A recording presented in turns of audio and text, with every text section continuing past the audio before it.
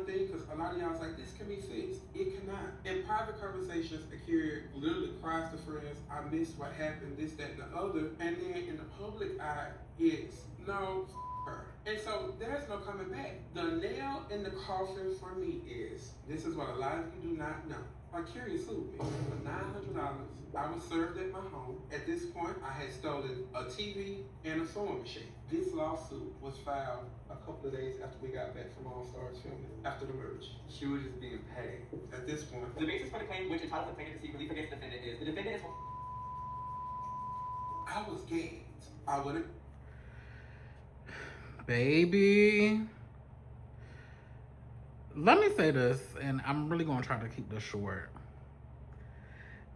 At this point, Akira, you're going to have to answer to this, because I've been watching this video, and Silky, whatever y'all think about her, Silky has been very matter of fact and very plain with the dates of everything. So basically, Mistress Isabel Brooks is giving Silky the opportunity to state her side of things.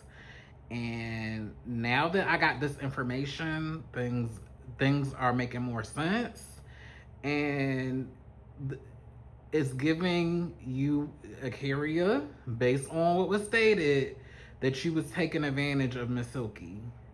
And when Miss Silky wanted her space back, instead of being real and saying that she felt hurt, although you shouldn't really have felt hurt because Mama was letting you live with her for months at a reduced rate, you felt some type of way. You didn't come and collect your things months after the fact, and now it's this issue. And then you're spewing, based off of the receipts that was presented here, you're on social media, you know, accusing her of stuff, but also mixing insults in there with that. And this is just not a good look. This is not a good look. And I totally empathize with Silky when she said that she's at the point of no return with this friendship. I can't be mad, because as somebody that within the past couple of years I've had to come to the end of the road with multiple friendships after just us parting ways or violations. I totally get it. So now, Miss Akira, the ball is in your court. And if you sued this lady but you didn't show up to the court date, like, you got to explain that. If the stuff that was stolen was so important for you and was so important for you to hold this grudge, why didn't you show up for the court date for the lawsuit that you initiated? That's crazy, mama. Shout out to Silky.